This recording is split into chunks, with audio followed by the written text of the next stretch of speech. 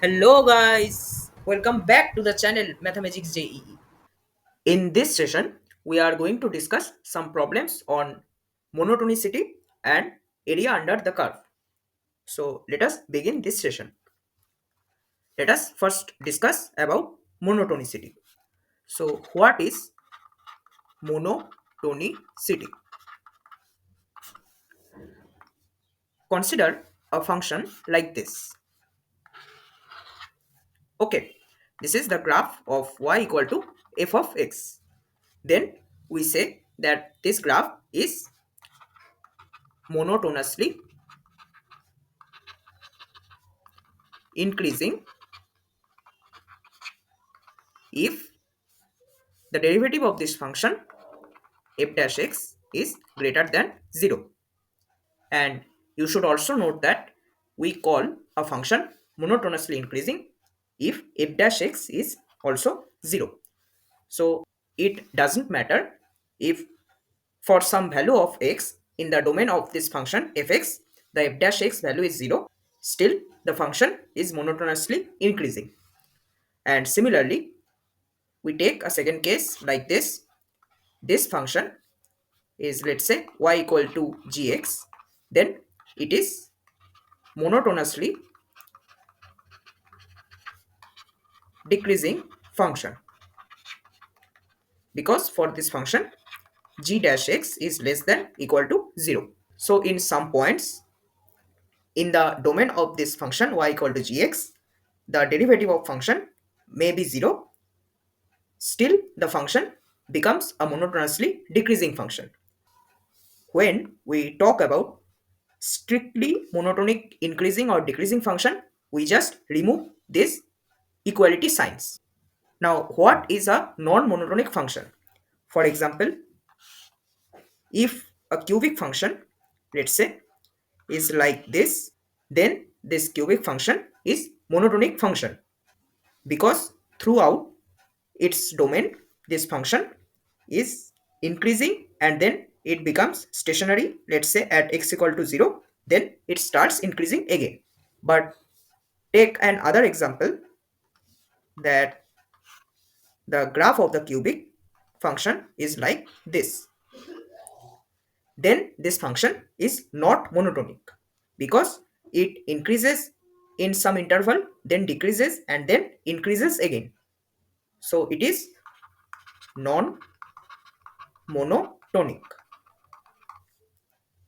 and this is monotonic.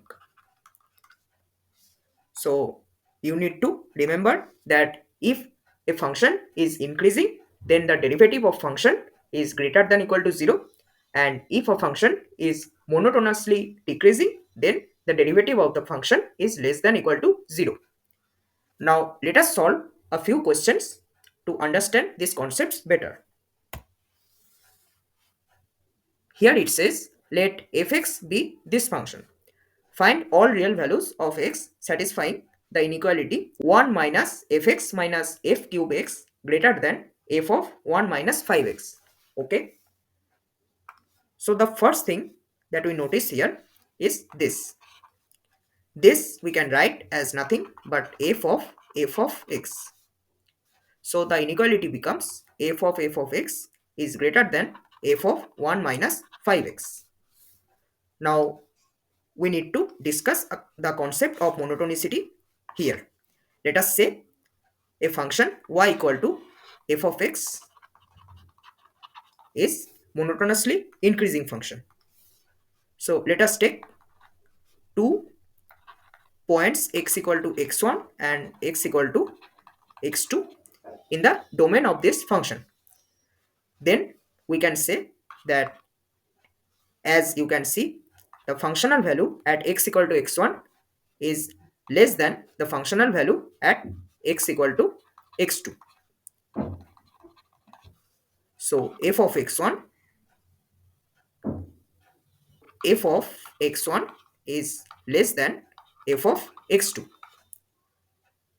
And by the property of this monotonously increasing function, we can tell that if we take f inverse both sides, this inequality sign remains unchanged. So x1 is less than x2.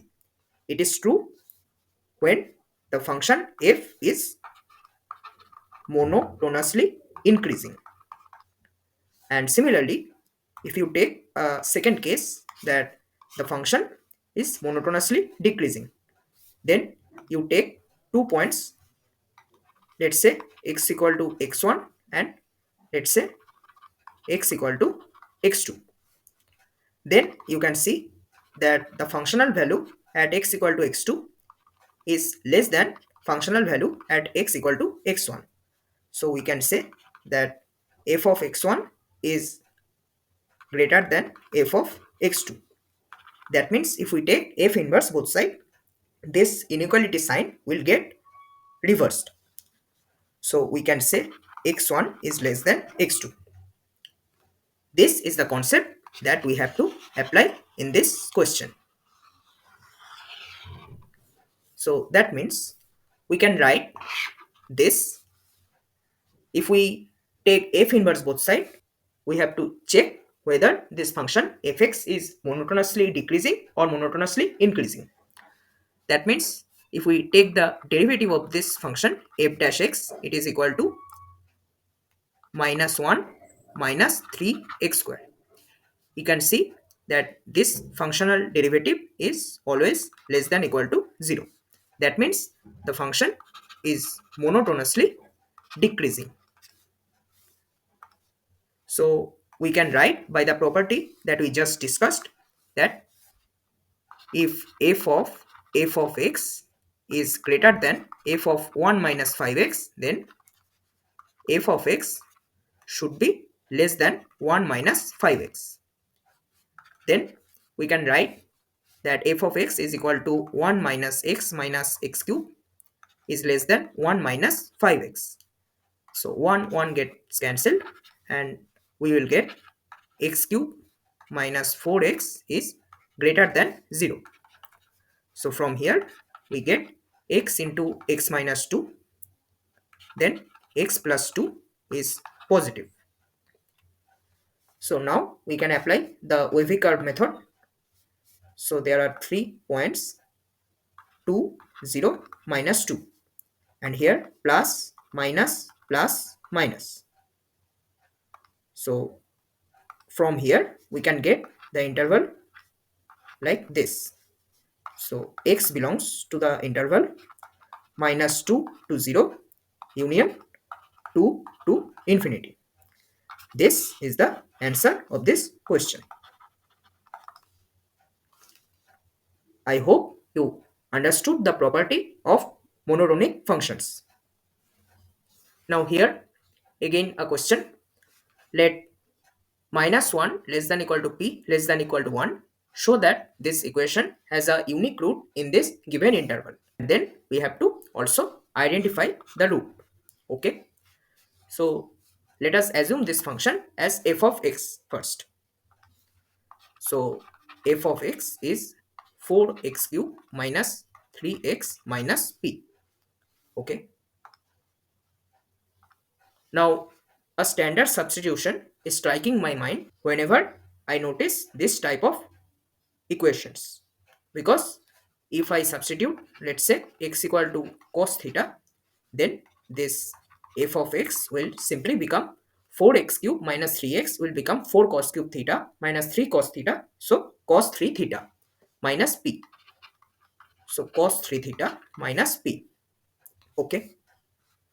So fx will become this, where theta you can write as cos inverse x. So now let us check the monotonicity of this function f of x. So we have to differentiate this function with respect to x. So if we differentiate this expression, it will become minus 3 sine 3 theta times d theta dx. Now how to calculate this d theta dx? You can calculate dx of d theta, which is minus sine theta, and then you simply take the reciprocal. So it will become 3 sine 3 theta divided by sine of theta. Now how to decide whether this f dash x is positive or equal to 0 or negative? You have to simply consider the range of this theta. So as x is cos theta, so cos theta should also belong to this interval.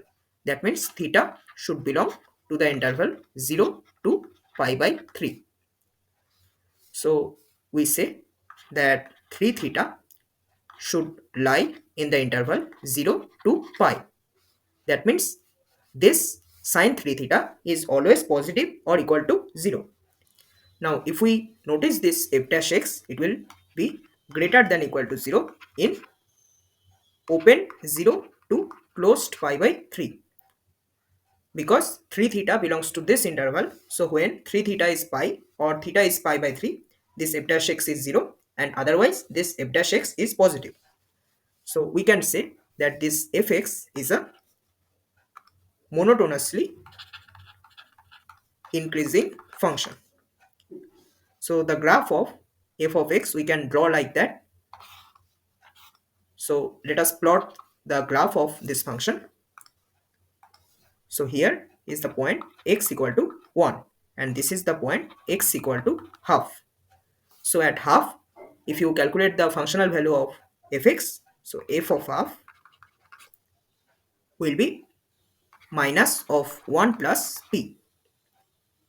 And then again, if you calculate f of 1, it will be 1 minus p. Now as p lies in this interval, we can say that this f of half will be less than equal to 0. And by the same logic, this f of 1 should be greater than equal to 0. Now we can try to plot the graph here. This f of half is negative or equal to 0, and f of 1 is positive or equal to 0, and fx is monotonously increasing. If we just take the case that f of half is equal to 0, okay, so then as fx is monotonously increasing, this f of 1 must be greater than 0. So f of 1 should lie above the x-axis. In that case, there will be exactly one root of this function f of x in closed half to 1. That will be only this point, x equal to half. And let us take another case where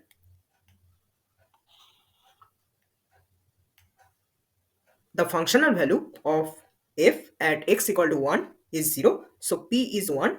That means f of half is negative. So f of half is negative and f of 1 is 0. So as fx is monotonously increasing, so like this, that means there will also be a unique root of fx in the closed interval half to 1, which is x equal to 1. Now let us take another case where f of half is less than 0 and x equal to 1, the value of the function is positive. As fx is monotonously increasing, so the graph will be like this. So there will be some root x equal to alpha, where alpha lies between half and 1. So in that case also there will be one unique root. But is the case both f of half and f of 1 is 0 is possible or not? That case is not possible, because f of half is 0 and f of 1 is also 0, means f dash x is equal to 0. Because if f is increasing like this from a point, let's say x equal to half to x equal to 1, then the functional value at x equal to 1 should always be greater than this functional value at x equal to half. So this case is not possible. So we can say directly that there will be only one unique root in the closed interval half to 1 for this function. Now what is the root? So we can directly use this relation to find the root. So we know for a root f of x is 0, implies p is cos of 3 theta. So theta you can tell as 1 over 3 cos inverse p. So the value of x lying between this half and 1 will be simply cos theta. So cos of 1 by 3 times cos inverse p. This is the answer of this question. I hope you understood the concept behind this question. Let us proceed. Now let us discuss about area under the curves, or specially we are discussing about inequalities involving area under a given curve. So we are talking about inequalities for area under curve.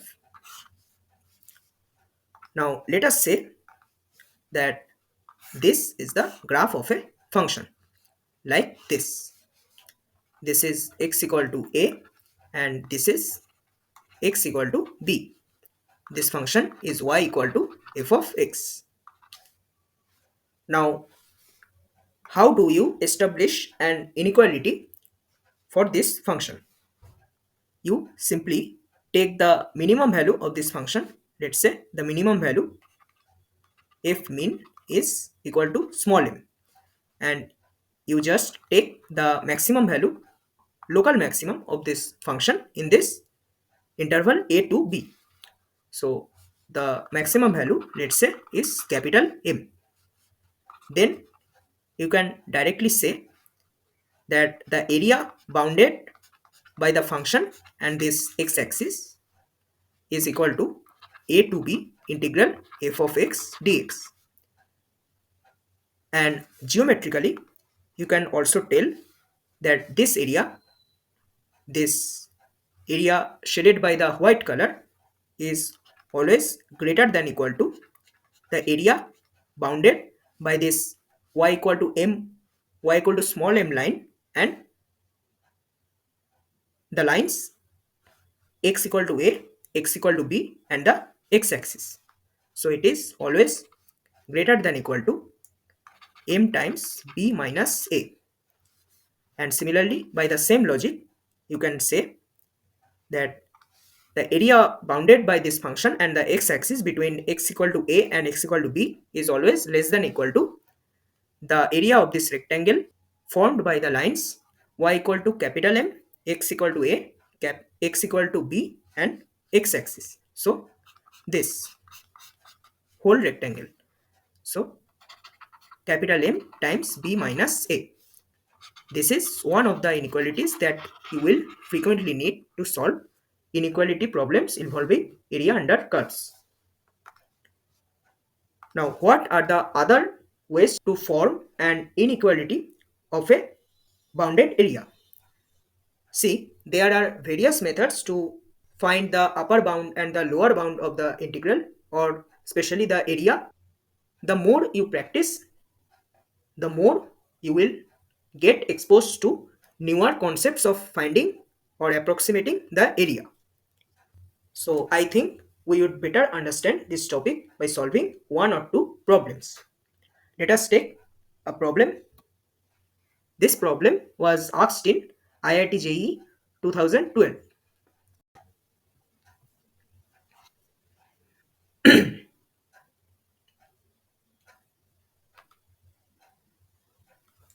What does this problem say?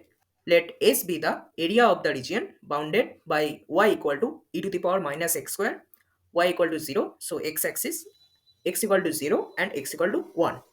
So S is nothing but integral 0 to 1 e to the power minus x square times dx.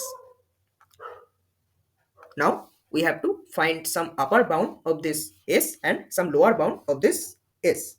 Okay. So let us first analyze the function y. So y is e to the power minus x square. That means y dash, which is dy dx, is simply minus 2x times e to the power minus x square. And we see that in this interval x belongs to 0 to 1, this derivative is less than equal to 0. That means this function is monotonously decreasing. And then we double differentiate this function. So y double dash we calculate as minus 2 common. Then x times minus 2x, so minus 2x square e to the power minus x square plus e to the power minus x square. So it will become minus 2 times 1 minus 2x square, then e to the power minus x square. We can write this as 2x square minus 1 times 2 e to the power minus x square. So we can see that the critical point of this double derivative will be x equal to 1 by root 2. Because x lies between 0 to 1, we will reject the case x equal to minus 1 by root 2. So if we try to draw a rough graph of this function, so here x and y axis at x equal to 0 and at x equal to 1, we find the functional values. So at x equal to 0, the functional value is 1, and at x equal to 1, the functional value is 1 over e. So the function decreases, and also we can say by the property of concave functions that this function is concave downwards in interval 0 to 1 by root 2, and then concave upwards, because in 0 to 1 by root 2 this y double dash is less than 0, and after x equal to 1 by root 2 this y double dash is greater than 0. So the graph of this function will be like this. This is the point x equal to 1 by root 2. Now we need to simply approximate this area. Now how do we do that? So first we have to check A and B options. So for checking A and B options, we can try a different approach, which is the algebraic approach. We know as x belongs to closed 0 to 1, so x square is always less than equal to x. So minus x square should be always greater than or equal to minus x. So exponential of minus x square should be greater than equal to exponential of minus x for x belongs to 0 to 1. That means if we integrate both sides, this integral will be greater than or equal to exponential of minus x times dx from 0 to 1. So this is nothing but s. So s will be greater than or equal to this integral. If we evaluate, it will be 1 minus 1 over e. So we found a lower bound for this s. Now we can see directly this B option will be one of the correct options. Now we have to check option A, C and D. Okay. So by this approach we can tell that S will be greater than equal to E minus 1 divided by E. We can say that the value of E minus 1 is approximately 2.71 minus 1. So 1.71. Now this ratio is clearly greater than 1 by E. So that means S is greater than 1 by E. So option A should also be one of the correct options. Now let us analyze C and D options. So for C option, what we have to do? We try to approximate the area geometrically. So how to do that? Now let us first calculate the value of this function f of x or y at x equal to 1 by root 2. So if we calculate it, it becomes 1 by root e. That means if I try to match this and these two options, we can see a similarity here, because 1 by root e is here and 1 by root e is also here and here. So that means if we, let's say, take a trapezium like this in this area, below this graph y equal to fx from x equal to 1, sorry, x equal to 0 to x equal to 1 by root 2, like this. The area of the trapezium will be half times sum of parallel sides, so 1 plus this will be 1 by root 2 or 1 by root e, then distance between parallel sides. So 1 by root 2. Now we can clearly see that the area of the whole region S is clearly greater than equal to 1 by 2 root 2 times 1 plus 1 by root e.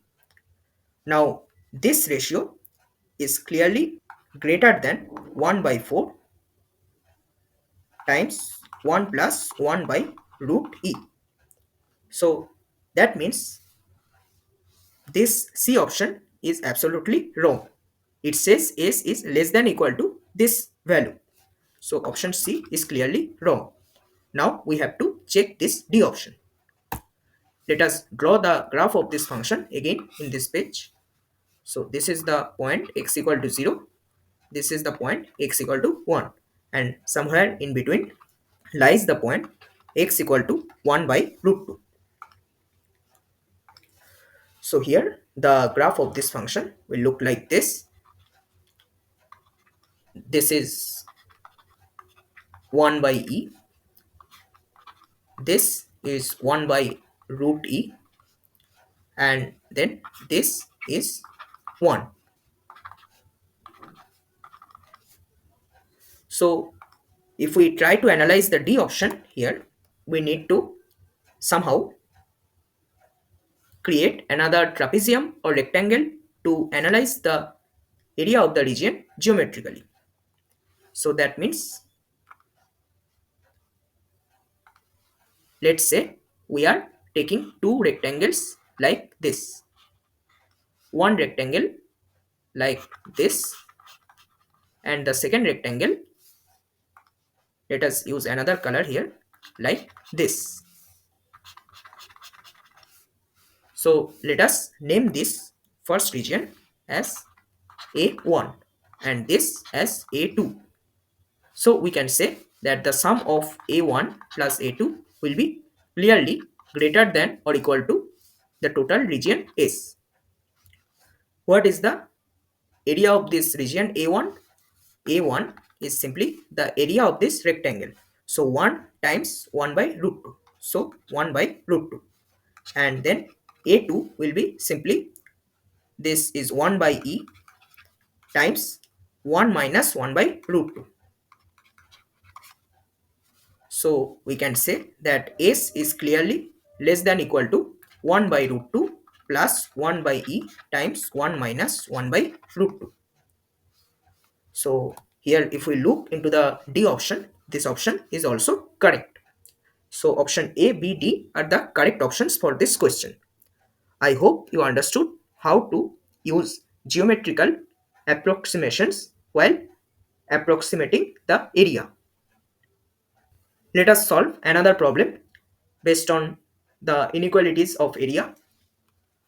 So here it says y equal to fx satisfies this condition. So this is a differential equation given. We have to solve that to find the function fx. And if I is this, so basically the area bounded by this function and x-axis between x equal to 0 to x equal to pi by 2. Then we have to find out in which interval I should lie.